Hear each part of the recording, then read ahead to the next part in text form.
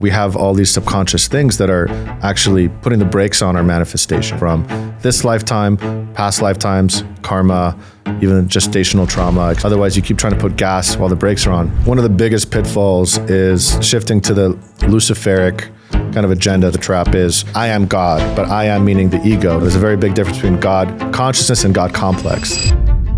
Daniel Raphael is the founder of Dreamporting, helping more than 50,000 students, entrepreneurs, and celebrities reach their full human potential.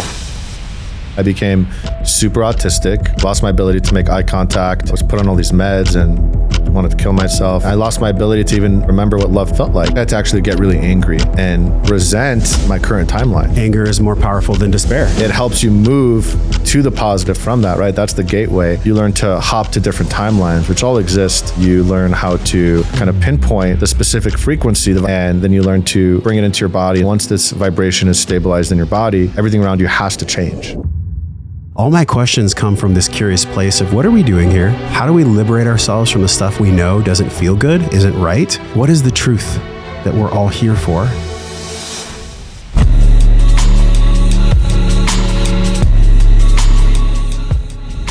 What is it about the installed beliefs that either create our reality or that block us from reality creation? Well, for at least hundreds of years, we've been programmed in many ways to first fear, from death, like the witch hunts, and then get laughed at for a lot of these concepts, which are ancient truths that are immutable laws of reality. And so there's all these layers and detritus of programming that now have made most of us believe that we are just this physical body, this soulless creature, this limited identity that's been programmed that we don't even know we're being programmed. And then, oh, you're free. And okay, good luck, right?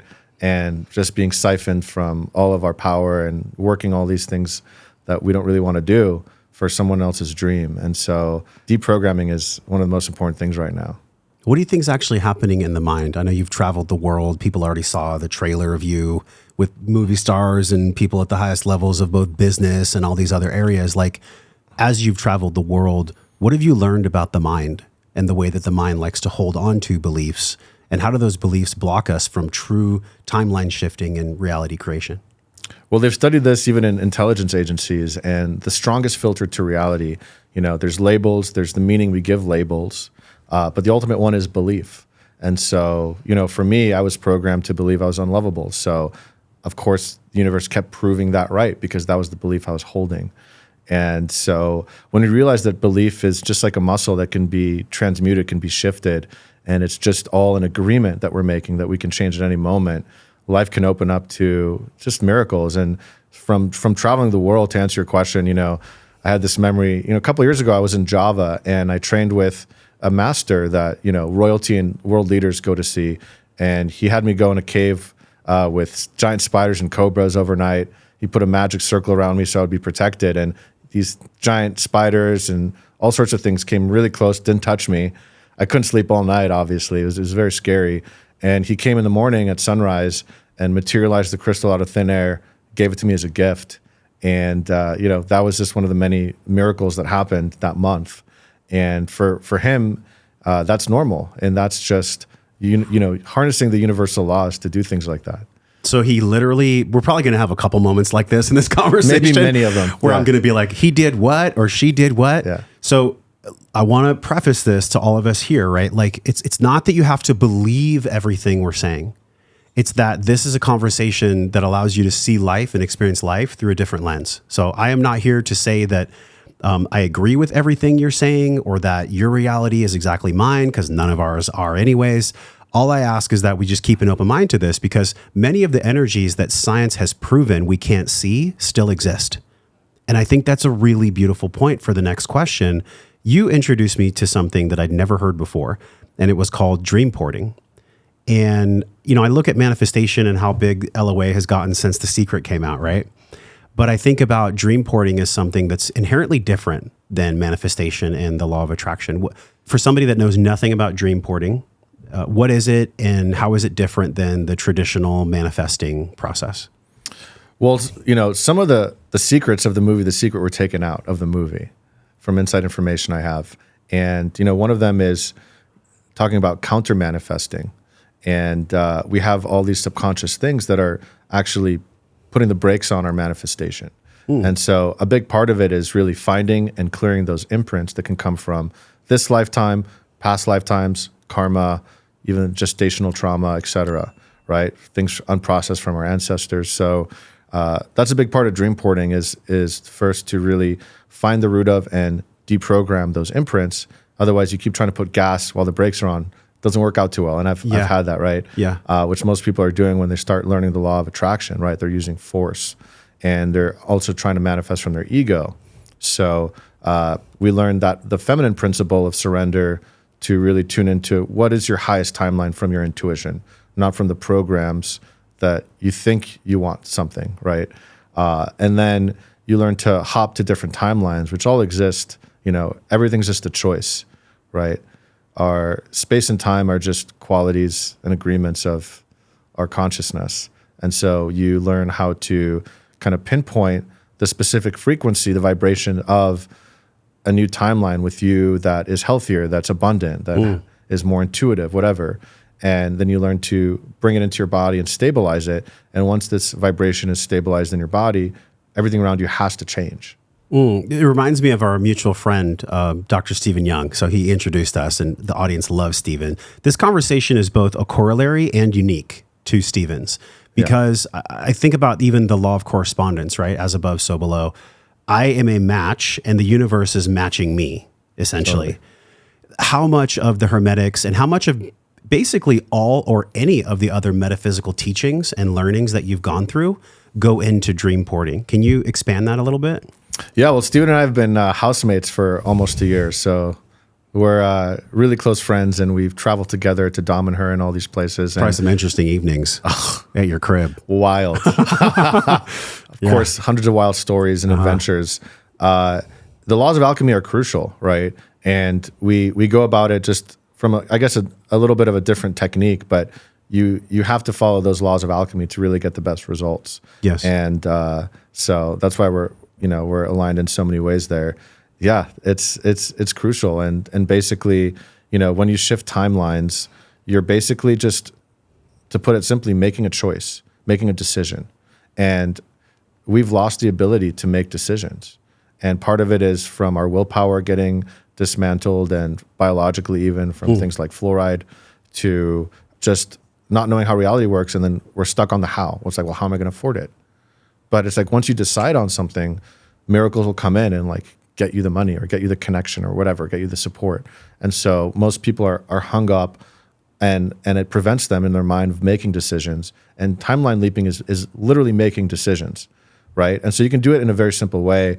And dream porting is just a little bit more of an intricate, gamified way to make it easier to make decisions and get all those parts of you aligned so that you can make quantum leap decisions and also clear the brake system, those counter manifestations, to really get the result. What's some of the intricacy that you speak about in the dream porting compared to other models, other ways of being? I make it like a game, because I kind of see reality as this game here on Earth. And, in our quest, which is our timeline leap program, in the first week, I teach you how to remote view the future.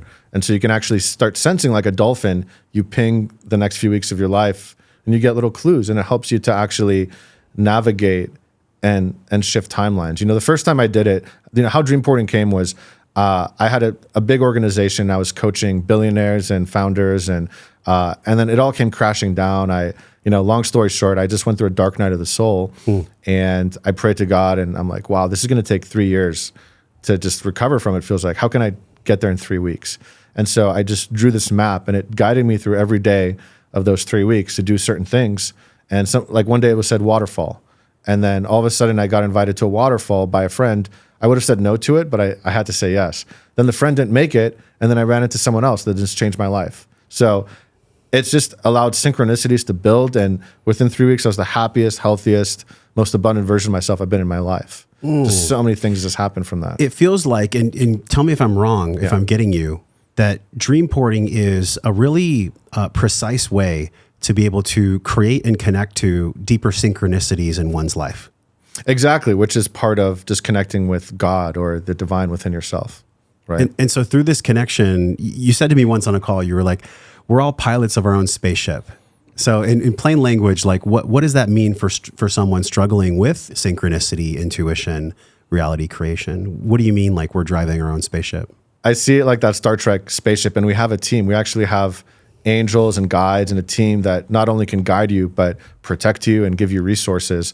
And the only thing in the way of that is our brain fog and the physical and mental blocks that are in the way to really receive because of the law of free will.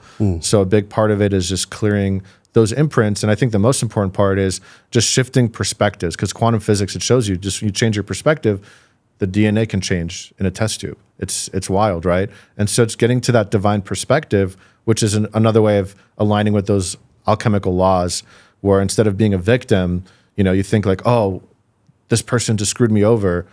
Looking back, I'm like, thank God that happened. Otherwise, I would be dead right now. Like my psychiatrist, he was just abusive and giving me all these things. I had so many side effects and just yelled at me. And I was like, fine, I'm going to just stop working with you.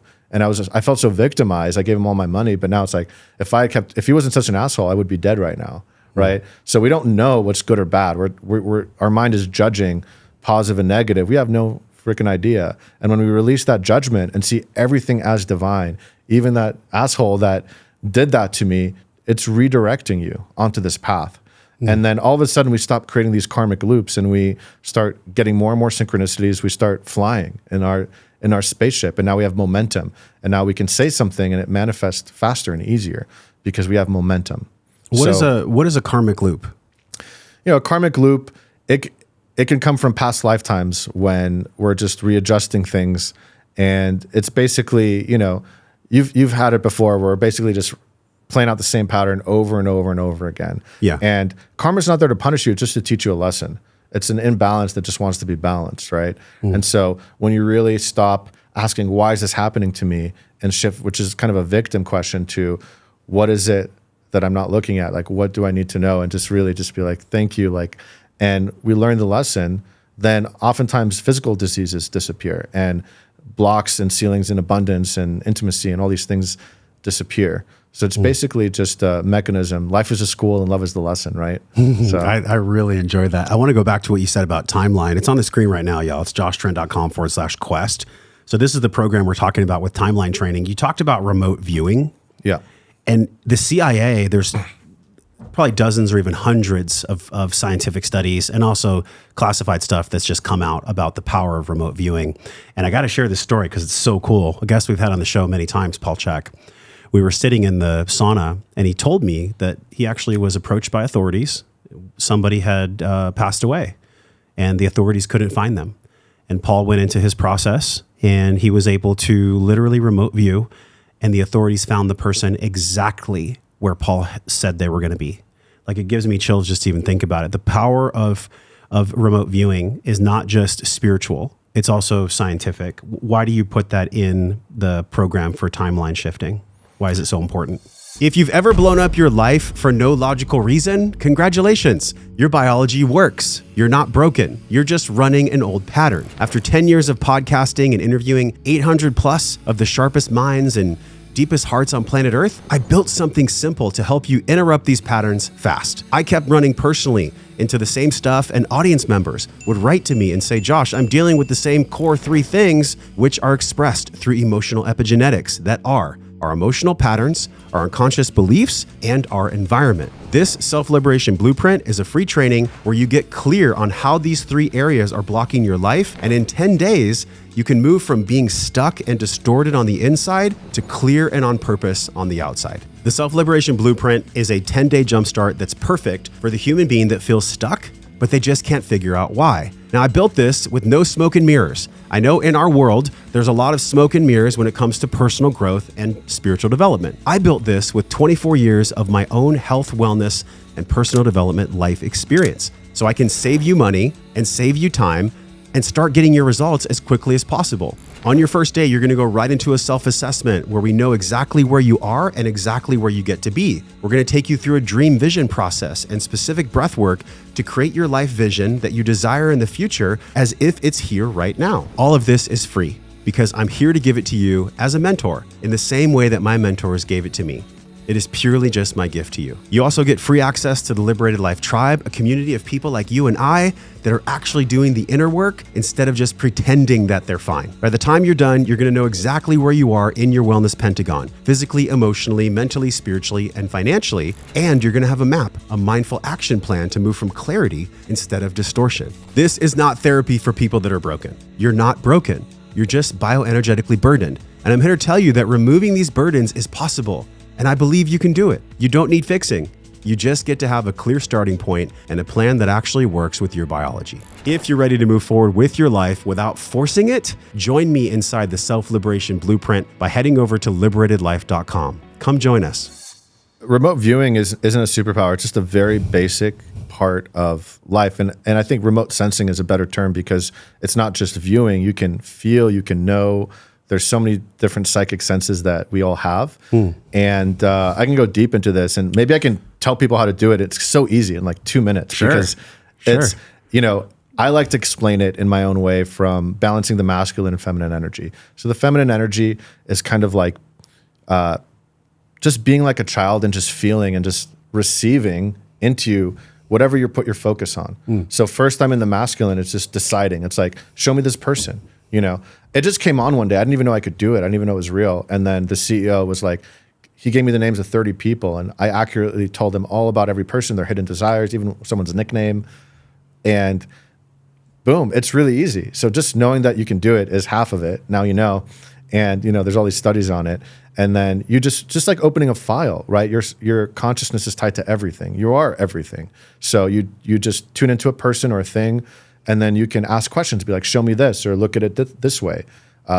And you'll feel things, and you got to trust what's coming first and write it down. Now, the key is your mind might then interpret it as something, and that's when the filters come on, and that's when you can get confused. So the more you just kind of write down exactly, we did this exercise at like a castle a couple days ago in the UK, and someone was out. They didn't follow the instructions, actually. They're like, pick an object, draw it, and the person I was paired with chose wind, which is really hard.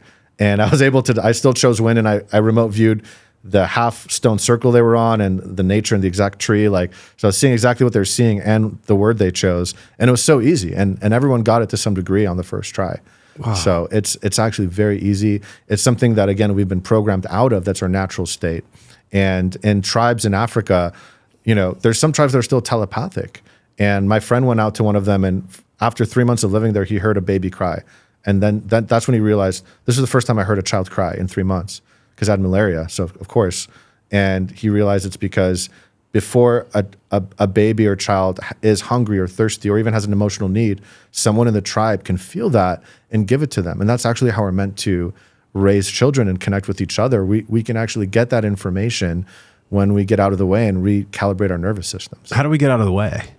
Well, it's clearing those imprints, but it's also, I would say 3 things. Clearing imprints, regulating your biofield and nervous system, right? Shifting gears back to that regulated state, which most of us are out of. I'm still working on it, right? It's such a deep practice. It's an ongoing process. It is an ongoing, just like, and there's missing information. So your father might have had trauma from war or work or whatever, dissociation, and that he was supposed to give to you. Right. So and different things like that. And so there's codes that you can actually download and receive in different ways to give you those. The first code is safety, right? And you can just go up. And without safety, you don't have a foundation for anything. So it builds, from basic things like safety to, superpowers. Yeah, and everything in between. The safety piece, I love how you said it's about clearing the imprints. I feel what you're saying, and I know what you're saying. The big term, I guess, in our world would be, traumatic experiencing. Are you a trauma-informed therapist? Which that's a whole nother podcast. But trauma, I've recapitulated part and parcel from our friend Steven, because I realized that these words hold such a charge, like nervous system, trauma therapy. Yeah. I think about what you describe when you say clearing the imprint as just energy in motion or emotion, stuck energy in motion. That's all it is. Do you relate to that? If you've ever blown up your life for no logical reason, congratulations. Your biology works. You're not broken. You're just running an old pattern. After 10 years of podcasting and interviewing 800 plus of the sharpest minds and deepest hearts on planet Earth, I built something simple to help you interrupt these patterns fast. I kept running personally into the same stuff, and audience members would write to me and say, Josh, I'm dealing with the same core 3 things, which are expressed through emotional epigenetics that are our emotional patterns, our unconscious beliefs, and our environment. This self-liberation blueprint is a free training where you get clear on how these 3 areas are blocking your life, and in 10 days,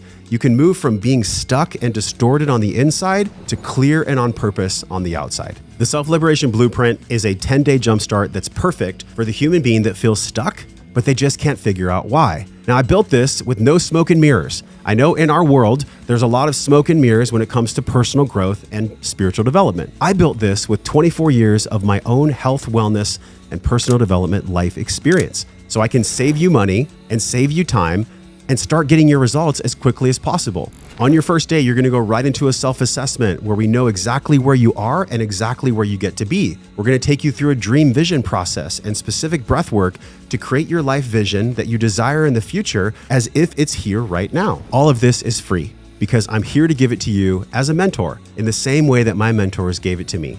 It is purely just my gift to you. You also get free access to the Liberated Life Tribe, a community of people like you and I that are actually doing the inner work instead of just pretending that they're fine. By the time you're done, you're going to know exactly where you are in your wellness pentagon, physically, emotionally, mentally, spiritually, and financially. And you're going to have a map, a mindful action plan to move from clarity instead of distortion. This is not therapy for people that are broken. You're not broken. You're just bio-energetically burdened. And I'm here to tell you that removing these burdens is possible.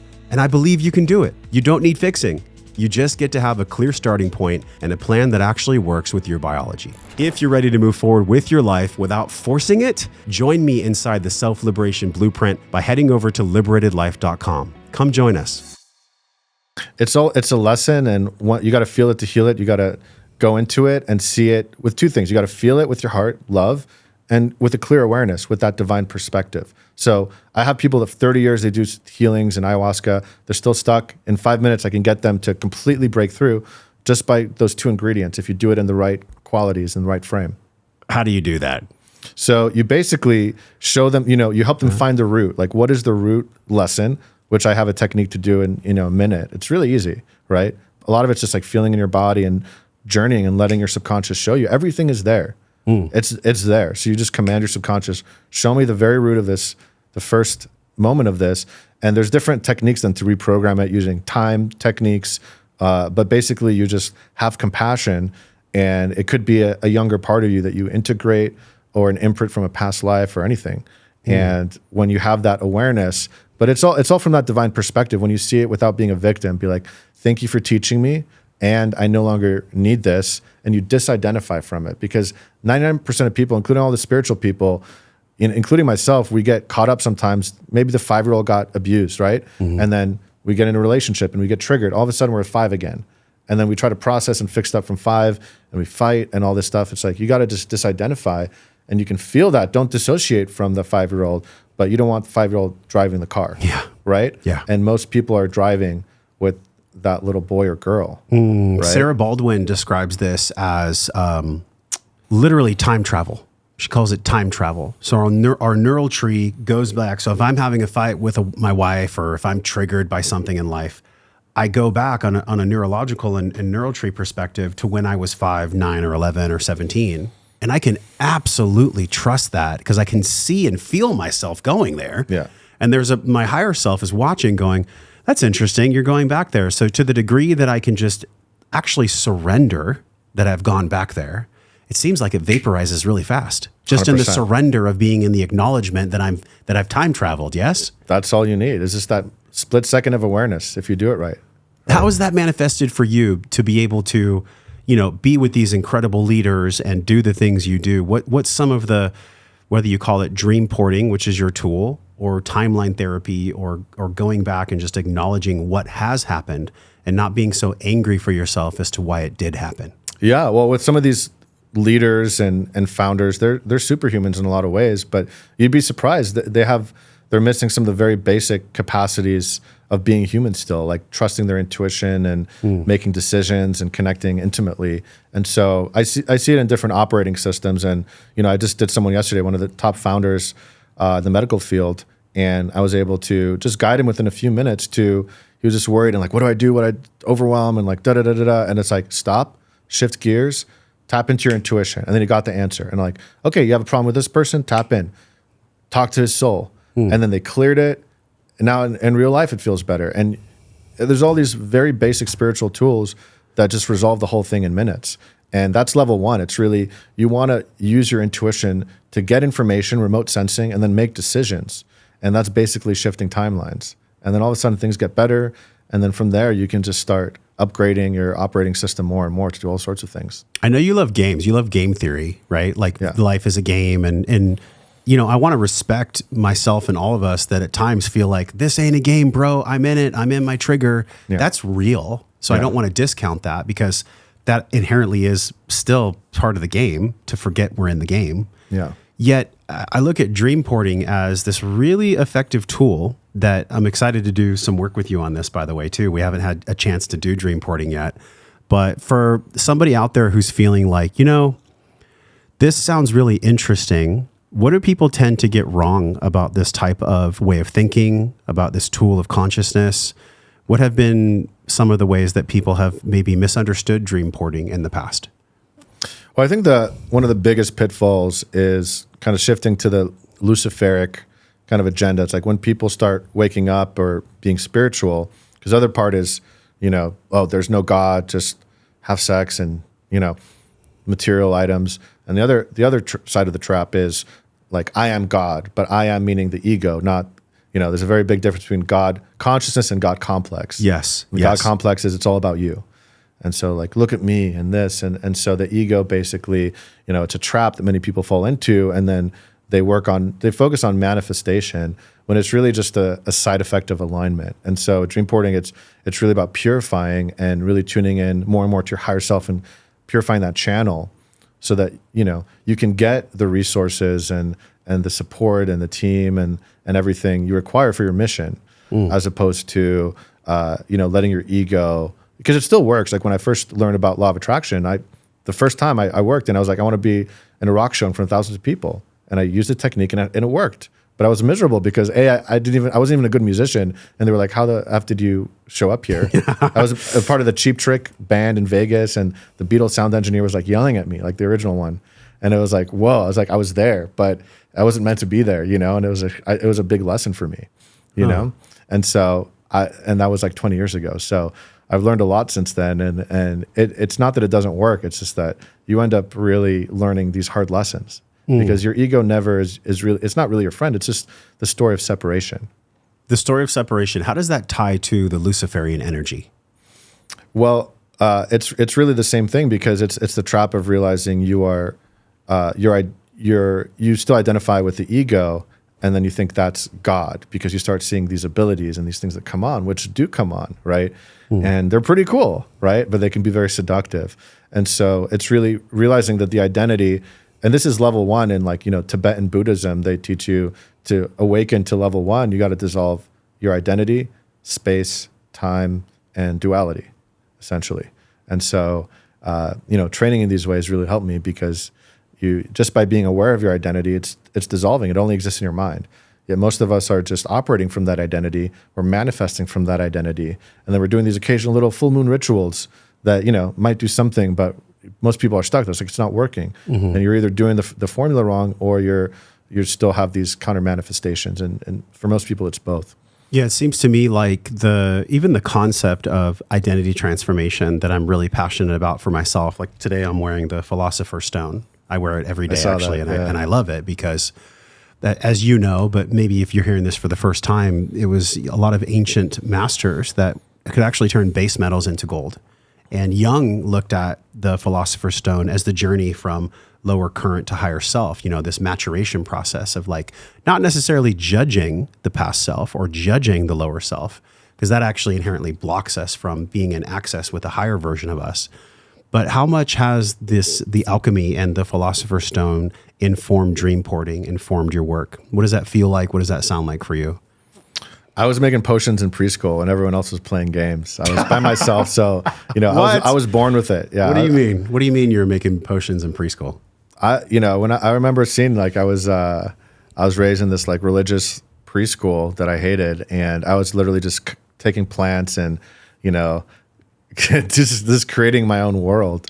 And I was giving my teacher therapy in kindergarten. I could see through them and into their deepest insecurity, and I would give them a compliment. You know, like my kindergarten teacher, I could tell her she was insecure about her voice. So I'd wake up and say hi to her and be like, "Your voice is sweet like honey," and say these really sweet things. And to each to each of the adults, because the children were still not programmed enough to have those in kindergarten yet. So I was, you know, I was born with that, and I think we all are in some ways, right? And then you know, with the alchemy, that's definitely I've studied it, and you know, I have a collection of rare potions from emperors and Chinese masters that lived hundreds of years, and it's real. And it's powerful, and there's many ways to do it. But essentially, it all goes off the Akasha principle, where you can, basically imagination is real, right? The law of mentalism. And so you can charge even just water. And I do this online. I have thousands of people sometimes on Zoom, and I take a minute and charge their waters. And usually 99% of people feel it. Either it tastes different, they feel something different, they have an experience or healing. And it's very easy, and it's just an agreement. It's just an agreement because we're all connected. That's fascinating. Have you ever felt this Luciferian energy in you? And if so, how did you clear it? To be honest, it's not something you get and you clear. I think it's kind of like you're always bowling, and the center is Christ consciousness. Doesn't mean Christian. Christ meaning just the true alignment with the divine. Sure. And we wobble sometimes, right? You can become a little too materialistic, or you could become, So I think I've, once I've woken up more and more, and many people, they kind of go towards that Luciferian. And if you look at it from a non-dual state, it's just a learning, right? It's not like, oh, this is evil, because a lot of different religious groups, they just label people like, you're the devil, or like all these things, right? Which it's still judgment, duality, which has nothing to do with, how Christ actually saw or spoke. And when you kind of look at it that way, I don't see it like I got it and it's gone now. I see it like I'm still doing my best to stay balanced and look at that. And that's why I'm going to do a water fast in Kauai and, all these things to just continue to purify myself and go deeper into alignment, because I'm guided to just go on a big upgrade for the next year now. It seems like the Buddha, Jesus, just Christ consciousness embodied in any kind of metaphor or teaching.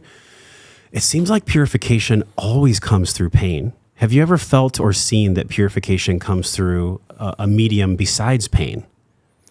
Purification can come from making love and purifying your heart, right? Of shame and not being worthy. Purification can come from a ceremony that goes into bliss. So pain is inevitable. Suffering is a choice from the story. And the more that you listen to the whispers, the more graceful it is, right? Which has been really hard for me. Because I was very stubborn for most of my life. So, but I would say the more that we really tune in and get curious and ask, the more we can purify and align without so many different pain points. It's like you did with the health insurance mogul that you were working with, that you were talking about. You connected him through dream porting to his intuition. I feel like society, and I wonder how you feel about this, this has been something that's kind of been gnawing at me. The phone, the computer, the billboards, New York Times Square, like modernity society is literally set up as a parasitic entity to pull our life force vitality and to blunt our intuition. Full stop. Do you experience that? And if so, what's your awareness and where do we go from there? I mean, this has been happening for thousands of years. When they took over the mystery schools in Egypt that were originally benevolent and started distorting it and shifting it to a priest class where the priests have the power and the knowledge, which is really the power, and then become parasites living off everyone else's hard work, and right? So, and it evolved, through the centuries. So, that's what we're facing right now. The good news is that there's also a group of elites. I've met some of them, even like royalty, that are good and know what's going on, and even were raised in that. They know the other side. I've heard, kind of like wild stories, and they're renegotiating things because the alignments of the planets are shifting, and people are waking up, and we're both going, there's dark and light, both are doing this dance. So obviously there's a war for your attention and your consciousness, and there's also more tools and more knowledge now just available, where anyone can go from like level 1 to level 100 really fast from just what's accessible. So it's a very interesting period in the flow of consciousness right now. It feels like this division you're talking about, which is actually illusionary. It's all coming from same source energy. And I don't want to just wax poetry when I say that. I really believe that, and at times I forget that. So it's not like my concept I'm bringing forth has been fully embodied in me yet. I think we're all still learning how to embody it. Yeah. But I noticed that the divisionality is like red pill, feminism, Democrat, Republican. Now it's always been there, like you're talking about. And especially with the schools being compromised, now it seems like the pulse of that and the thump of that is super loud. And so if people aren't careful, they can get sucked into it. Like their mind can literally be taken for a ride. Totally. I see it all the time. Before you know it, you're like living somewhere you don't want to live, hanging out with people you don't really want to hang out with, and working a job to impress people that you know you'll never get love from in the first place. It's just wild how this game works. 100%. Can you talk about this illusionary bifurcation? Because that's really the pulse of what I'm wanting to get clear on. Well, there's basically booby traps at every level, and there's even like religious organizations and things you got to watch out for, because it's a trap. You know, it's basically weaponized to be like, oh, like it has to have some level of the truth, right? So it's like, oh, like this is all screwed up. You can get saved here, and then oh, now you're saved, and you don't have to like do inner work or look at anything, for example. You know, so it could show up in all sorts of organizations and things, and you know, it's a way to basically just kind of trap you in a mental box, but that's everything, because your mind creates reality, right? So it's important to really, you know, purify your mind and body to keep tapping into your intuition and watch out for the bright and shiny quick fixes as well. And, you know. Yeah, or like the Nexium. I'm in the middle of this Nexium. I don't know if you know the sex cult that happened with all the actresses and actors in LA. Yeah. So the founder, Keith, would like brand his initials on these women. And he took them on this huge psychological warfare psyop to get them to that place where they actually celebrated themselves being branded. I say that not to focus on it. I say that because there are microcosms of this mind control. Paul Levy, who did deep studies into Buddhism, learned from the Native Americans that there is actually an energy that they called Wetiko in the world. And this Wetiko energy is actually the perfect place for Wetiko to hide, is in someone that thinks they don't have space for it. Mm-hmm. Have you seen this when you travel across the world? Have you experienced Wetiko energy in other people? 100%. Yeah, 100%. And that's why, at least for me, from my training, I was shown the depths of hell and, you know, had communication with that whole side, because Spirit was like, in order to be the light that you're here to be, you got to understand the other side and what's going on. Otherwise, you're not aware of it, and then it can just come in and puppet you or other people. And so, you know, I joke, it's like, it's really easy for me to give an exorcism to someone and just like, boom, you know, but still hard to take care of my basil plant. You know, there's some things that I like, you know, clean my room sometimes. So, you know, I'm still learning how to be human, but the wizard thing is, you know, that's what I've been going deep in. And now it's merging the two. Would you call yourself a wizard? I've kind of let go of all titles. A lot of people have called me the wizard for a long time, but I feel like, you know, I realized it was also an identity that was just a part of me, and I started, you know, playing that role and losing some of my authenticity because it was like my safe space. It's like, oh, before, like, you know, I was shut down and no one believed me, and you know, I tried to be someone else, and finally I met a community where I'm celebrated for that. But then it was still a trap, because you know, what about the parts of me that are vulnerable or that just want to be human, right? So I kind of let go of all the labels and just doing my best to just be all the parts of me. Yeah, the labeling's interesting. Like even in my quest, it's funny, like joshtrent.com/quest is the timeline training that we're talking about. The way in which I've attached to this beautiful two words, which is identity transformation. It's because I feel like I know that I'm going through it right now within myself. So there's an attachment to it that I have right now, and I'm aware of that because I love it. I love where I'm at, and I love the excitement and the progress and the learnings that are going to get me to where I know I can be. But there's a shorter way to get there. And it's not like this panacea. It's not like this Wetiko gold ticket from Willy Wonka's chocolate factory that you're talking about. It's something more palpable. And I think I'm getting the essence of what you're saying with shifting timelines. But if you were to encapsulate it small and then expand it, when you say shifting a timeline, you said earlier that it was just a choice, but it seems like it's more complicated than that. Am I making it more complicated, or is it really just a choice? Yes and no, because it's a choice, but in order to hold that choice, what I call is you do the pledge. So your intuition will tell you to either do something every day or remove something. So just the first time I did my timeline leap and followed my dream porting map myself, I was completely broke, depressed. I went to Bali, my whole business crashed, and it told me to just only drink liquids for 3 weeks.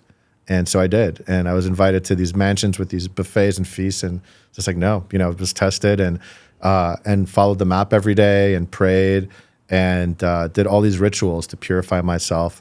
And at the end, I ended up at this island, and like the most amazing miracles happened, and ended up, in this hot springs with these billionaires and got these clients, and they invited me around the world, and like everything just got set up, and I just had such an adventure, and so many miracles happened. And for me to actually shift to that timeline, I needed to restrict my diet at that time, because that was a piece that was not aligned, and really listen not to my mind, but what the thoughts were saying, my narrative at the time, but to something higher. And so to hold something that seems like a simple decision sometimes require some rituals and some effort to architect it, to really keep it and land it. And so that's the structure that dream porting is, in order to really hold that. And once you hold that decision, then it manifests. That's so good. I'm so into this, because I love that you said it's actually the capacity and the power to hold the choice is actually the whole thing. Because if it was easy, everybody would just flick a light switch on the wall and they would just choose a different timeline, right? Well, that's what most people try to do, and they just can't hold it, right? So that's really the part that requires some effort. Why can't they hold it? Why? Because I heard Michael Beckwith talk about this once. And I don't follow everything Michael Beckwith says, but I loved when he was being interviewed by Oprah. And he said, yeah, when it comes to money and the frequency of money, AKA what you're describing as the capacity of choice, right? To be able to hold choice. He's like, yeah, you might have it for a while, but if you're not a frequency match to it, it'll eventually leave and you'll be bankrupt. And we see this all the time with people that can't hold the choice. How do we hold the choice, like tactically, practically? How do we hold the choice? For me, at least at first, sometimes I had to actually get really angry and resent my current timeline. And we were taught like, oh, that doesn't sound spiritual, but a lot of different books say that. It's like, you got to actually just be like, F that, I'm done with this. And anger sometimes is more powerful than despair. Right? Because it helps you move to the positive from that, right? That's the gateway. And, one time, I ran out of money, and I was just, in a motel, and, I was just with my mom and did this deep healing with her. And I was like, okay, like, I want to change my timeline again. I've gone up and down, from a lot of different, hard challenges I've been initiated in. And so I was actually at Garen Jones's party. He had like 200 people there.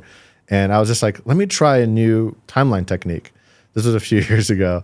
And in 5 minutes, I basically just downloaded the inspiration from a TV show character that was based in the Renaissance in Italy. And within a few days of that, I got invited to fly out to that exact location in Italy to the richest man at the time in the world for his birthday, and which was one of the many miracles that happened. I also manifested a 100-acre property that was decorated in that Italian Renaissance style, and many things like that happened, all from just downloading that frequency. And so I just was like, at that time, now I'm learning to do it without having to get all the way down and going back up, right? That was one of my patterns. But it's actually great. If your life sucks right now, that's perfect. You can easily just get up because you're ready. It's like, okay, like I'm done. Because most people, I studied with an African shaman for a year, and we did this African medicine, and he was guiding me through this journey, and he said, you can do anything. The only rule is you have to mean it 100%. And in my first journey, I realized like I haven't meant anything 100%, maybe since I was a little kid. I just felt like I became a joke. Like I stopped respecting myself. So I had to get really angry. And then again, when I just meant it, like just life opened up, and I felt like I could just do anything I wanted again. And so to mean it 100%, right? You have to be fully decisive. And in order to do that, you got to connect with yourself. Sometimes you got to get angry, and you got to let go of the how. You got to let go of how it's going to happen. That's not your job. That's the universe. You just make the decision, and then you hold it. How would we know when we've timeline shifted? What would that feel like, be like, see like? Well, you could feel it right away because your energy is going to transform. So when we do the timeline shift, like you'll feel it right away if you do it correctly, and it feels amazing. And if you hold it properly, then all of a sudden people start treating you differently right away. Like after I did that 5-minute timeline shift at the party, and this is a little more advanced because I've done it a few times. So it's like, okay, it's like Harry Potter, like level 1, you got to say the spell out loud. After a few years, you're just kind of like shortcut and you could do it really quickly. But my friends were there and I just, meditated, came back after 5 minutes. They're like, whoa, you look so different. You look way more attractive and like more magnetic and like powerful. Like, what did you do? Like a few people all said that. They're like, what just happened? And, you see this with people with split personalities. They actually can shift personalities. All of a sudden they have like red hair. Like their physical appearance completely instantly changes. And there's just a different timeline. That's what's happening, right? Their subconscious is tied to different timelines and they oscillate.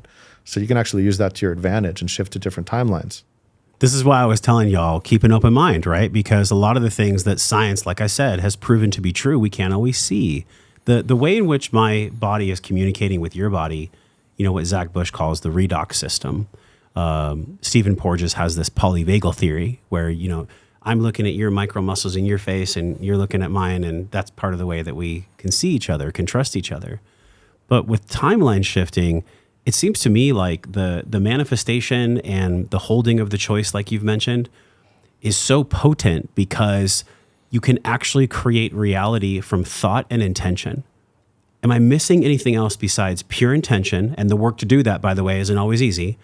And pure thought, and the work to do that sometimes isn't always easy. Am I missing anything else besides intention and the power of thought? Am I missing anything else in that equation? Well, intention is, intention, thought, and feeling, right? You want to create that electromagnetic field from your heart and your mind, weave together. And then you want to follow your intuition and take immediate action to hold it, to take those steps on that timeline, to start, because you're going to get tested, right? You're shifting timelines, but yes. It's kind of like that movie Tenet where you're like walking backwards now, and there's still, things are going to be different. And then there's going to be, maybe your current relationship is going to try to trap you back into something. And maybe you're just meant to make a boundary and then it clears. Or maybe you're meant to leave someone, right? Yeah. And so it's like, you're still going to get tested now. You made the agreement, but it's like, are you sure? Because part of you saying yes and part of you saying no. So now the tests are there just to help you fully integrate and make that leap. That's so good. Okay. So what's one of the biggest ways that you've been tested in your timeline shifting, you personally? Wow. That's a loaded question. I've done so many of those. What's one that comes up right now? There are some certain people and even like really famous spiritual leaders. And I was going to headline with them. And then I realized I was in a relationship that I was attached to, and I was like, just let go of everything and just said no. I was like, I can't. I was on the headline and I was like, I can't make it. And I was like, look what happened during COVID. Like, look what they did, right? You know what I mean? Like they're not actually real. Like, what did they really do? They were telling people to wear 3 masks in their car, and things worse, like that. Much worse. So, so that was a turning point for me. Was like, like my mind was like, this is what I thought success was, and I'm like, I don't need to be a certain level of big or affiliated with anyone. Like, I literally can't be on stage with them. Like, and that was a moment where it felt so good, to like let that go. And it wasn't that hard, but it was just like a moment where it really was a pivotal point for me to just like let go of all of my younger self's ideas of what success was and just continue on my path. I think that happens to so many people where they get on the stage with their, dream cohorts. Yeah. And all of a sudden they get this lightning bolt. It's funny you're wearing a lightning bolt on your necklace right now. They get this lightning bolt of like, I don't want to be here. Like, this isn't actually the timeline that I want. Yeah. The spiritual maturity and the honestness with oneself that must be there, that gets to be there in that moment, I think in my life has only been earned through time and experience. It's experiencing the opposite of what I truly know I want that informs me about what I truly want. So when you were there, what did you know you didn't want? I didn't want to be a sellout. And I saw that so many people at the top become that. It's very rare, and still get tested a lot. But it's like I'm not doing that. Like, I don't need to. What do they sell out? You could call it their soul. You could call it just for money to go against their intuition or what's actually in the highest good of humanity for safety, for influence, right? And that's still duality, right? The safety was the one that I loved. You talked about that earlier. Without safety, nothing else can be above it. Right. So in a way, you were creating your own safety. I know I'm reductionizing this. I love it. But you were creating your own safety by being honest with yourself. Otherwise, 100%. you wouldn't have felt safe. 100%. And it's paradoxical because they might have done the same thing for what they thought was safety. But in the end of the day, you're safe because you're an eternal soul that can never be destroyed. And safety on this world is an illusion. Yet we're still playing this game. So, we want to build safety with our community and all these things, but it comes from integrity with your soul, right? So I could feel safer, with less money or maybe being threatened by someone because I'm doing the right thing. I'll feel safer than selling my soul or doing something I know is wrong, because God is everything. And, a lot of people get scared of the dark side, and I was for a long time. But in ancient teachings, God created the dark side to redirect you to your mission when you're out of alignment. And at the end of the day, like you say, put your fear in God. Like you just got to, focus on God and being in alignment with that and simplify it. I feel like we're in a really cool space right now because for whatever reason, just Isaiah 45:7 popped up in my mind. I, the Lord, create light and dark. I create good and evil. I, the Lord, do all these things. How much of biblical teachings or any teachings that are associated with biblical teachings have you learned from in your creation of dream porting, in your creation of timeline shifting? How's that worked out for you? I love a lot of the Bible teachings, and I want to go deeper into it, but I'm a little bit of a pirate, and the ones that are the Apocrypha, the ones that the church, who has for centuries changed and edited and added things to the Bible, said are not real. I was like, oh, I'm curious about that. And one of them was, the Essene Gospel of Peace. I don't know if you're familiar with that. Actually, Aaron Apke's been going deep into that. I was the one that connected him to that initially. And I never had so many chills in my life just reading a few lines of that. And it's basically Christ saying, it's a different narrative. It's not like, oh, like just put me on a pedestal. And it's like, this is what I did. Here's the protocol to purify yourself to be like me and do what I did. And so I went through some of these purifications with certain angels, and it says you got to detox your body and then your emotions and then your mind. Those are the 3 levels. And so that was very profound for me. And so that's, some of the verses that resonate with me the most, which is the how-to, right? So I was doing some research on just biblical teachings, and the Gospel of Thomas was removed from the original versions or versions of the Bible. And research says that it was never part of the official biblical canon to begin with. Not in the Old Testament, not in the New Testament. And when early Christian leaders began formalizing the writings of Scripture, it was excluded because it contained no narrative, quote, quote, about Jesus's life. But it's 114 sayings. And one of them that was very profound that I heard Greg Braden talking about on the Joe Rogan podcast, and it just really stuck to my soul.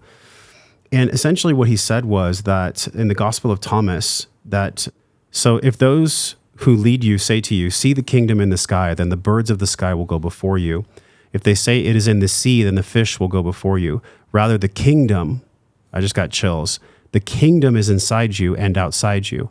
When you come to know yourselves, then you will be known, and you will realize that you are the sons of the living Father. But if you do not know yourselves, then you are in poverty, and you are that poverty.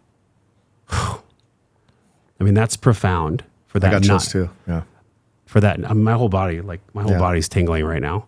That wisdom that I hear, that I speak to you from this text. Why do you believe it was excluded? Just based on your awareness and the potency that it actually has, that phrase, that scripture. Well, religion and banking and health are some of the best ways to control people. And so, and you have to have some truth into it for it to work, and then deceive. That's how the other side plays. So, what started off as a pure channeling from Christ got edited and hidden, and different things happened because it's challenged. You can't control people that know themselves. So if you separate it into something outside of you and the illusion of sin, and lower God to someone that would judge you and be angry with you and that you're not good enough, right? Then you're continuously siphoning off the energy of guilt and shame, which is the lowest frequencies, and projecting that onto God, and then it limits, what you can attain, right? Yes. A lot of these things are interpreted over time, and it kind of like, I feel like all religion and scripture and all metaphysical teachings are like that telephone game in kindergarten, when you whisper something into someone's ear, when it comes back around, it's totally different. Yeah. I mean, it makes such like visceral somatic sense when I hear you speak and when I hear these words. And what really arises for me is, gosh, when I went back and I watched a lot of the Sumerian culture, and even in some of the Gaia videos, they have this concept of Anki and Enlil, where essentially like Anki is the good, the light, the peace bringer, and then Enlil is this, for lack of a better term, nefarious force. And Enlil was the technology that came and actually took out the part in our DNA that allowed us to awaken to who we are, to know who we truly are. I feel like there's a corollary between Enlil and the Gospel of Thomas being removed from the Bible. Do you sense that? It's hard to believe, but I actually had dinner with a member of a royal family who told me that our genetics have been tampered with several times. And it makes sense because, what we say is junk DNA. A lot of it is the biophytonic corollary of our belief systems. And so it goes hand in hand with changing, the collective consciousness and our beliefs. And the good news is we can change them back with our beliefs, and there's supplements, even things that are, out of this world that I've tried that have unlocked a lot of genetics. And so, but a lot of it's just from waking up and, even hearing these words, right, can unlock. It's just a remembrance, because even if they've been tampered with, we have that original blueprint that is stronger and beyond the physical gene codes that are there as the blueprint. And by regulating ourselves and connecting deeper and allowing it to, we can allow that divine intervention to come back and reawaken us at this time, which is prophesized for hundreds of years to be happening right now. It seems to me like it's a self-liberation blueprint. It's a blueprint to know which we are. That's why we're here, and that's exactly what it is. How do we access this blueprint? We're living it right now, and learning these alchemical laws and learning so much of it is just our narrative in our mind and our beliefs. So we spend so much time and energy like trying to work hard and hustle or find someone. Yet if we really just slow down and our body, if we have pain in our body, we try to like take an Advil, but it's like, no, you can go to ChatGPT and look it up. Like, what is that telling you about yourself? Or better yet, talk to it directly. And we have a map of our subconscious, right? We have a map of this video game. And the more we just actually go inside and connect with that divine and our team, which is waiting for us by our free will to receive that support and all sorts of things, then the game gets a lot easier, and you upgrade these levels really fast. I love this because one of the things I wanted to chat with you about was this Maharishi effect, which I feel like is feeding the concept of, or even the understanding of, a blueprint. The Maharishi effect seems to, it's on the screen right now for you guys. And the Maharishi effect is this claim that when a small proportion of a population practices TM, transcendental meditation, measurable positive shifts occur in broad societal indicators. It was actually March 1988, and again in 2007 to 2010, that homicide rate dropped by over 20%, with 9 peer-reviewed articles compromising 14 studies that have been published to support this hypothesis. And that is, when we tune in with love and when we have the wholeheartedness to connect with peace and love to those around us, and we're intentional about that, and we make that our present moment, the ripple shoots out from either esoteric knowledge or quantum field, however you want to describe it. I struggle to even find the words describing the Maharishi effect. You spent time in this study in Princeton, and the way that our thoughts and our intentions and our energy can impact our environment in a deep way. How has the Maharishi effect in your work with Princeton allowed you to see things through a different lens when it comes to you impacting the we? Yeah, well, I'm friends with the Weird, WYRD group that have just up-leveled everything from the Princeton studies and that technology, and they've measured even remotely a Zoom I did with thousands of people, and it just peaked right off the charts, especially a couple times when I opened the field and called in the angels and these divine forces. And then I did a ceremony at this huge ranch, co-founder of big cryptocurrency, and when I had everyone sing and bring into coherence, it peaked off the charts again. And so what we're finding is that coherence is the most powerful thing. So you can have 10 people in coherence. It's more powerful to shift the quantum field of the earth than 10,000 people that are meditating, but they're not in coherence. And so with different techniques that I use, including some frequencies that are just next generation frequencies, there's even a new brainwave that my friend discovered, the epsilon brainwave, that was so slow that it wasn't on machines. But just listening to this for 15 minutes increased manifestations 373% in a study. And so I play this frequency as one of them from Dr. Jeffrey Thompson. He's a legend. I think he's the godfather of sound frequencies. And we get people in the state, they're all listening to it. They're all focusing on the same thing. And these different exercises to regulate them and basically just open up the field and connect them in different ways. And then miracles happen. It's really beautiful. We have people that have all sorts of physical, emotional breakthroughs in just a short meditation. And, it's called Quantum Leap. It's free on our website. And that's just one way that we've measured, the shifts in the quantum field by having people just meditate together. How do you define a miracle? A miracle is, I believe, a side effect of just, it's like I just see this, that you go to the eye doctor and they're like, 1 or 2. And it's basically just flipping back to that divine perspective. Because when you have a physical issue, when you're having any type of issue, there's something in you that's still at a perspective that's not divine. And so when we flip that divine perspective, oftentimes it's instant. Sometimes it takes a little time to really integrate it. But those miracles are a vibrational match of correspondence that correct your free will perspective that was off back into that corrected form. It seems to me, I've never thought this before, which is why I love podcasting. I'm doing my best to make curious corollaries and connections with what you're talking about, with what I know, and with what else is out there. And I think this is really going to be of service to us. You talked about when you go to the eye doctor and you can flip it. Yeah. And when you're flipping it, to me, it goes back to the golden rule in the Bible, do unto others as ye want them to do to you. And I'm not a Christian per se either. I think many religious texts have a lot of value, deep, loving value. But I wonder if what you're talking about with the flip of the lens, isn't that flip just directing people back to the golden rule? In a way, because it's part of oneness, right? Do unto others. It's realizing the role of one. So there's no separation. So that's a good mantra to point yourself back to that. But I think it goes deeper than that because that's still a concept. Okay. And you want to experientially, to do that, you got to dissolve space, time, identity, duality. And, we go through that in this meditation because that's in order to receive those miracles, you got to actually dissolve all of that, right? To fully receive and go back to that kingdom of heaven within. It's like when you said the choice, but to be able to hold the choice, you can flip the lens in the eye doctor and you can go to the golden rule, but can you hold the golden rule? Which is stabilizing your awareness, right? Which is embodying that. And so when you stabilize your awareness,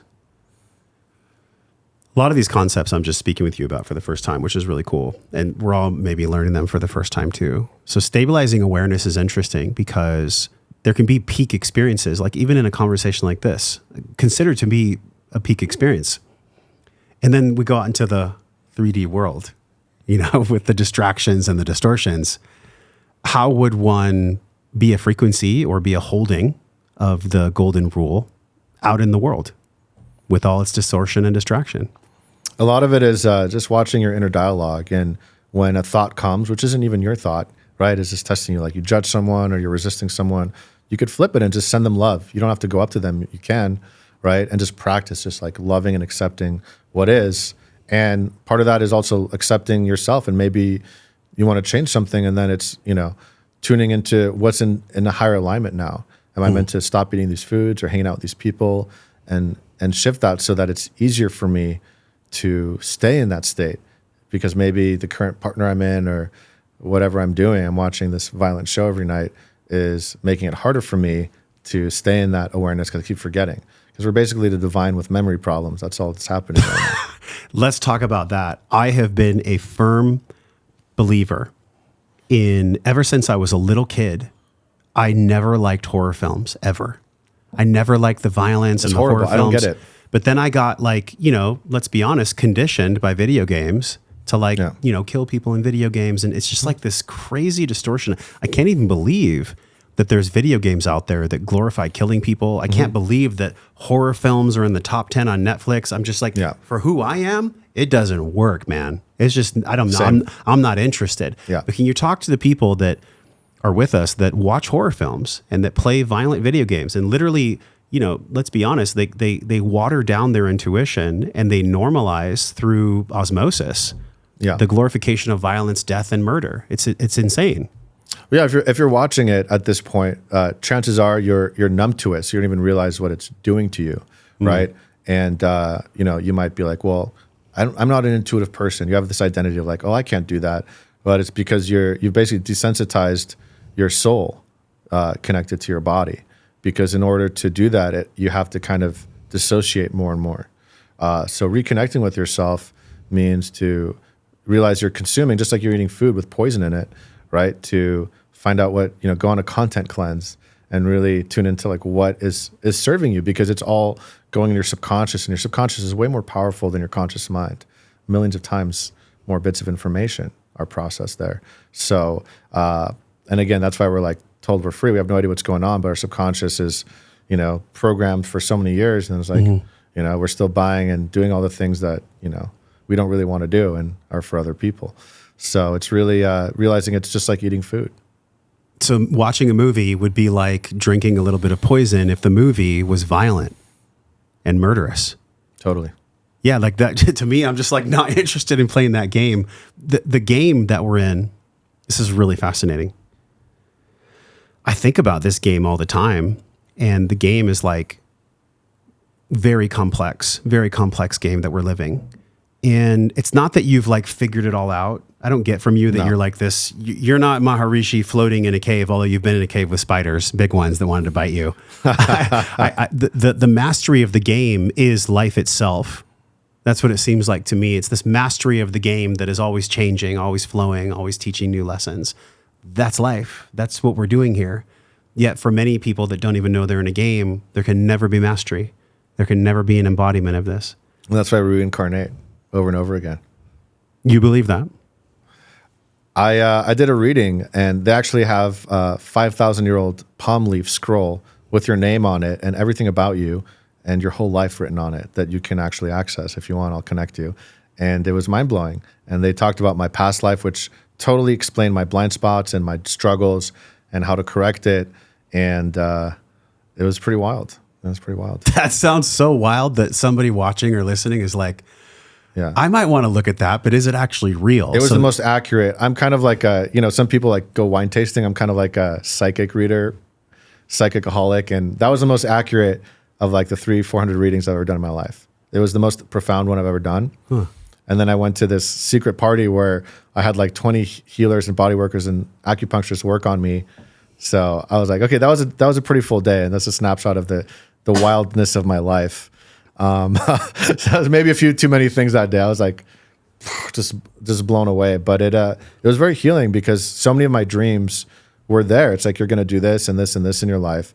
And obviously you can change your timeline, but that was my current timeline.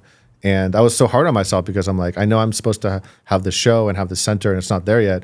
But it was like, oh, this is going to happen in 2 years. It's going to happen in 5 years. And it was like, oh, I just got to be patient.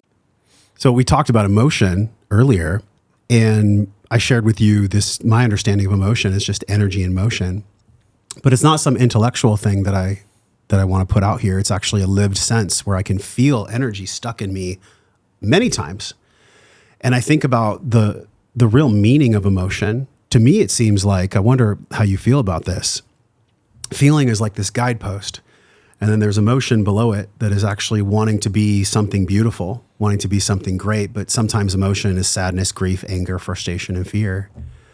But our ability to use almost like a lens or a arbiter to get down into the emotion, to me, it's the feeling that unlocks the emotion that leads us to all the good stuff in life. It's the most amazing thing. How have you worked on your capacity to feel, being a leader and a coach and a teacher to others? And what's been something that's been really hard to feel, but on the other side of it was a beautiful emotion that led you to something you couldn't even dream of? You're the best question master.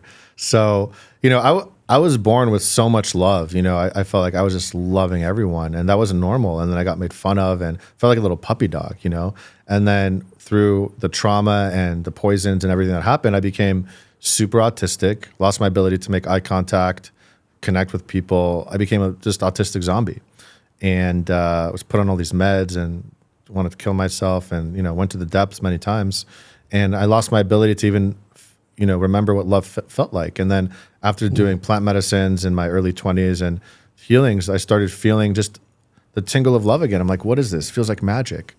And I had to just learn how to love at first, just with a friend, not even romantically, open up to someone. And that took years of crying and trauma because all the abuse and all the fear and all the shame and the different things that happened. So I basically had to learn the hard way and reconnect with my emotions after losing them.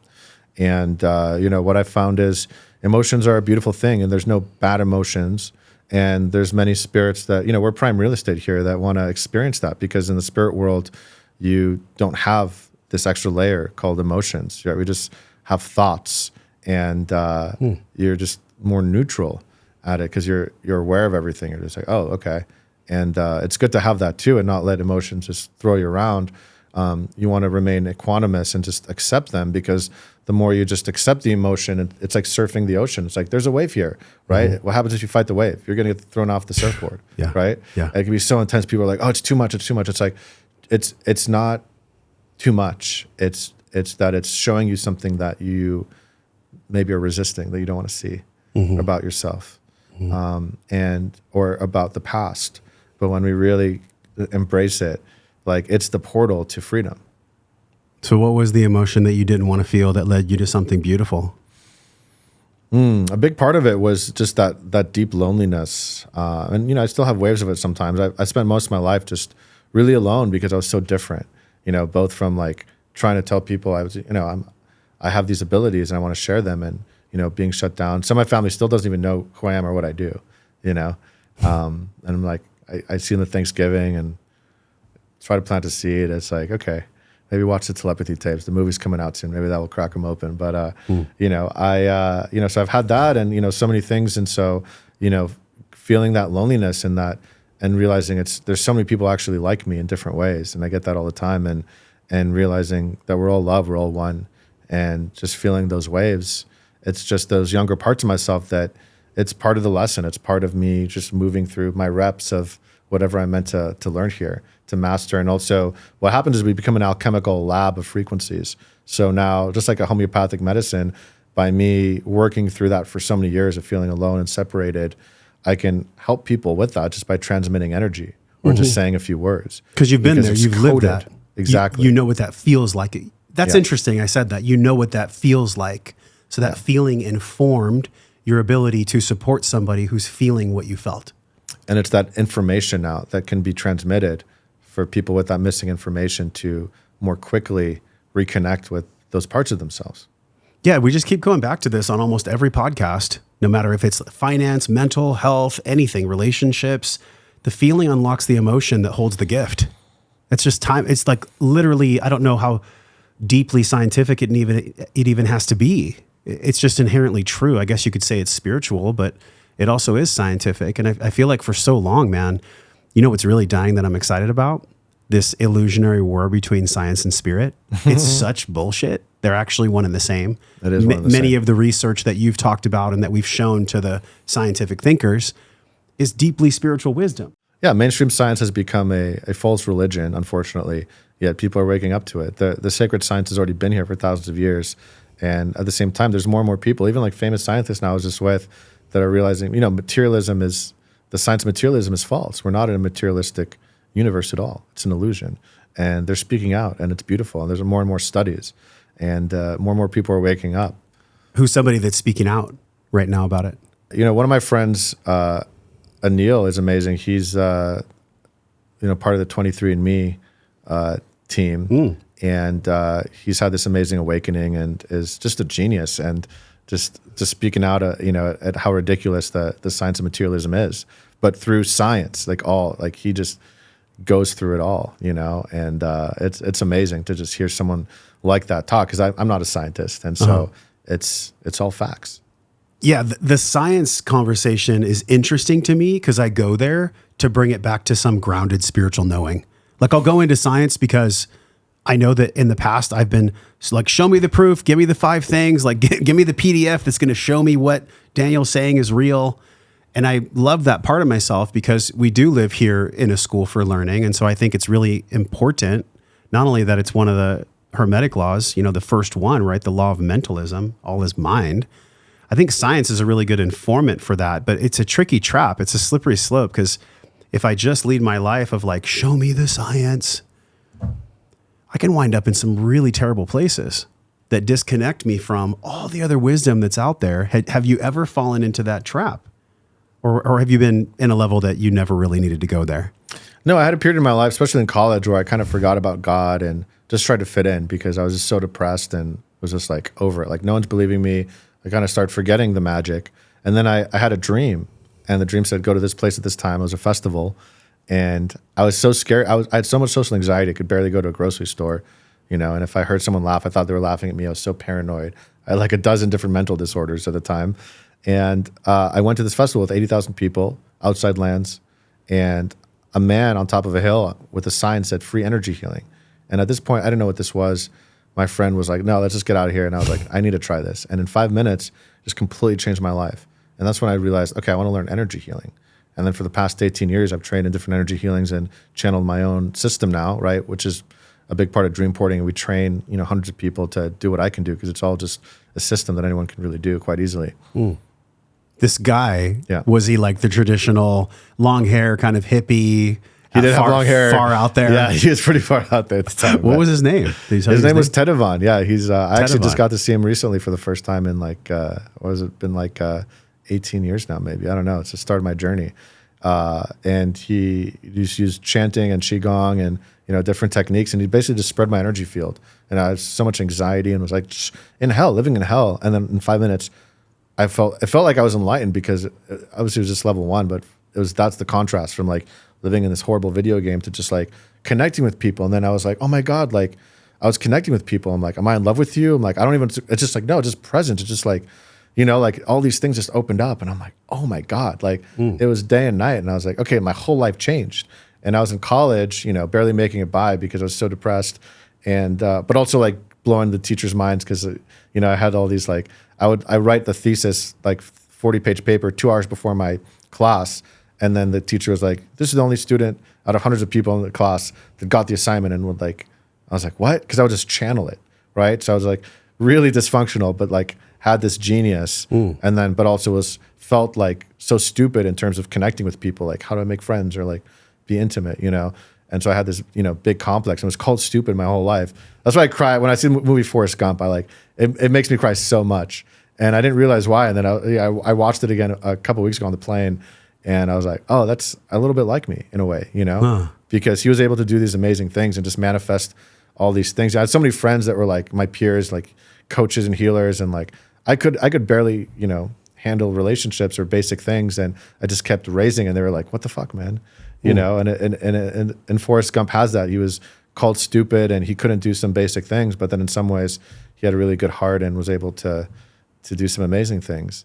And it's been a life of like finding that balance of accepting myself and upgrading myself to want to get back some of those functions, right? And that's been my dance. I love that movie too. It's such a great movie. That and Inside Out. I talk about Inside Out all the time. Seems like you've gone through a identity transformation, a personality shift in many ways. What has been one of the biggest parts of your personality that you've gotten to shift in order to be you now? Wow. I think a big part of it has been my comedy, and in some ways I'm stepping into being more of a comedian in public because I just do it with my friends. I feel like that's one of my superpowers. And I just channel jokes. I just improv. But in a way, it's been a mask where I would use that to not be vulnerable and not be authentic. And I'm finding the way that it's both a superpower, and with our superpowers, the main issue we have is overuse of the superpowers as a compensation mechanism. So just allow myself to feel more regulated, to be vulnerable, to in the moment be authentic, and not have to play a role of the wizard or the comedian or different things that are more of a survival mechanism in different ways. Man, I can totally relate to that. One of my superpowers that I know is there is I have this ability to really like pierce someone and be present with them and see them. And it trips people out sometimes because they're like, why are you staring at me? Or I can almost feel like energetically, they're like, give me space, you know? And it's been beautiful with my wife because I can see how that, just like you said, I can see how that was actually a shadow where my anxiousness from childhood made me want to connect with people so deeply that it would make them feel uncomfortable because they could sense that I wanted something from them. And so now when I podcast, I'm like, I can feel when I make the guest a little uncomfortable and I can pull back a little bit. I like dance with it now, but it's because I can see it for what it is. So I love that you said that. Like sometimes our superpower can actually be like a toxic little wand that we wave to cover up some kind of wound or some kind of thing that we don't want to look at. I find that really fascinating. I think everyone has that to some degree, and it's kind of like you have a laser and then you have the carrier wave. And so you can use the laser for good and just watch, where is it coming from in the moment? Is it coming from insecurity or compensation, or is it coming from an authentic, like, let me use this superpower, right? And we don't have that X-Men school that teaches us how to harness our superpowers and work with our ego. And that's why I created dream porting for all the freaks out there like me that are ready to harness that in a good way. Listen, if y'all are resonating, it's on the screen, joshtrent.com/quest. You gave us 33% off, which is amazing. The code is Josh33.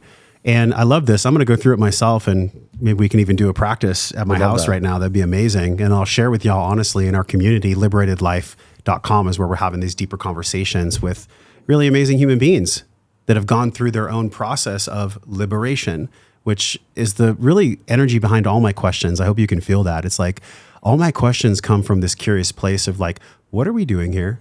How do we liberate ourselves from the stuff we know doesn't feel good, isn't right?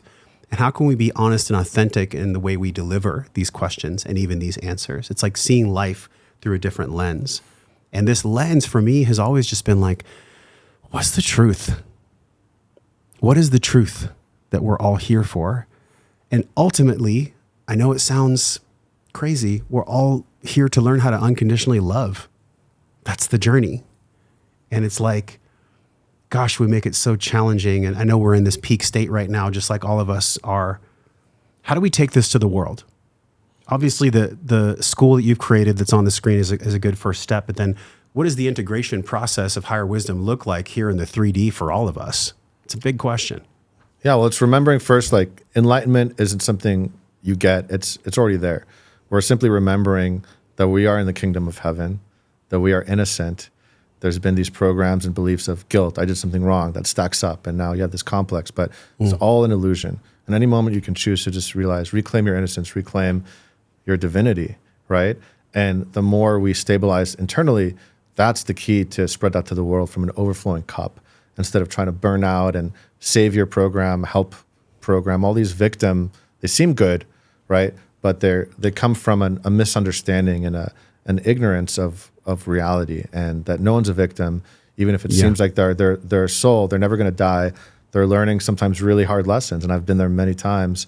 And to actually serve them in a greater way, instead of projecting that they're a victim, you can see them as divine. And I teach this in my training. The first module is, I first learned this years ago. I was at a festival and there was this overweight girl, and I just decided, hey, let me soul gaze with you for a second. And all of a sudden, I realized I was still judging her a little bit. I just saw that she was this divine goddess that just forgot who she was. And just by switching my perspective, I didn't send her energy, I didn't say anything. She just started crying, and she said that was the most profound experience I've ever had in my life. She had a full awakening.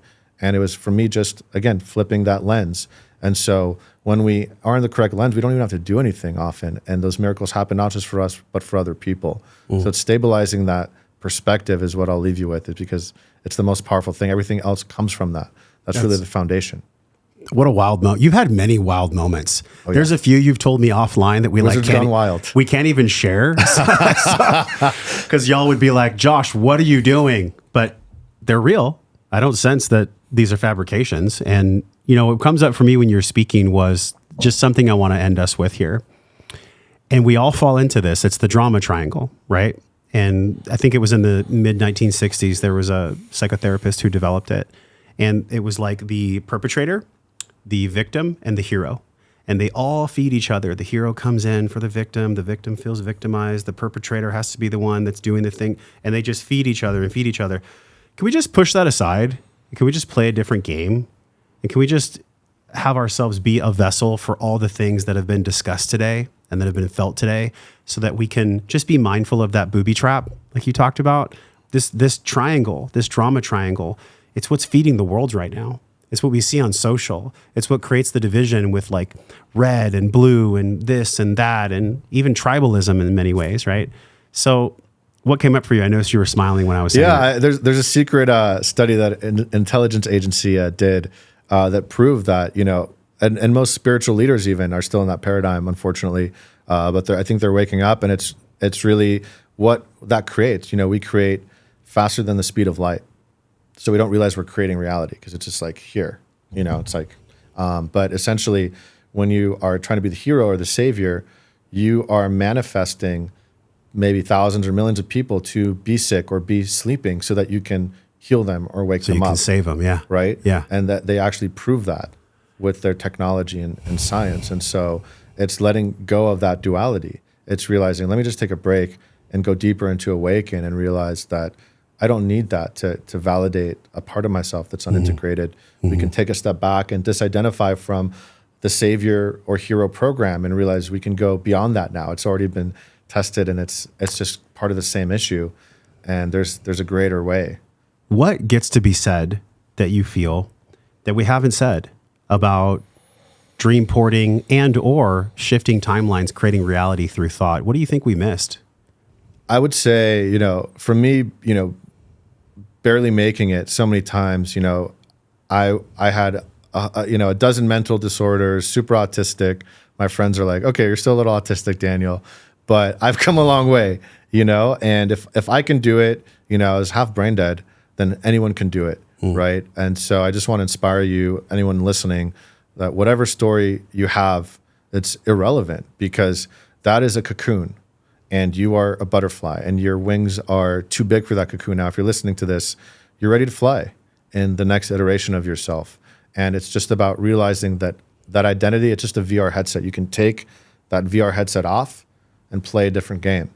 And there's a science to it, and there's a system to it, and it's easier than you think. And it just requires you to trust and decide and take the leap. It's a hell of a way to end the podcast. Thank you for being my guest, man. This has been really good. Guys, if you feel, because I talked about that a lot, and it's been my biggest teacher, feeling, if you feel like this conversation is worthy of sharing, share it. The only way that we are not going to be the hero, but the only way that we can be love in this world and practice that in this school is by sharing.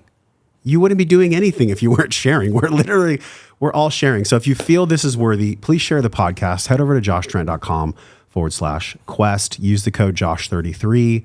If this is something in you that wants to come alive, if you're literally feeling like you're in the chrysalis and you're liquefying and you're like, I'm sick of being the caterpillar, spread the wings, y'all. Like, let's spread our wings together and let's give each other some grace as we do it. For man's sake, for God's sake. It's like there's so much seriousness in spirituality and in growth. It becomes its own God. So thank you for the levity you've brought. I'm stoked to see your comedy you're going to practice in the future. Thank you all for being here. And until we see you on another podcast, I'm wishing you love, wellness, but most importantly, above all things, I'm wishing you peace, because you cannot have power unless it comes from peace. We'll talk with you next week.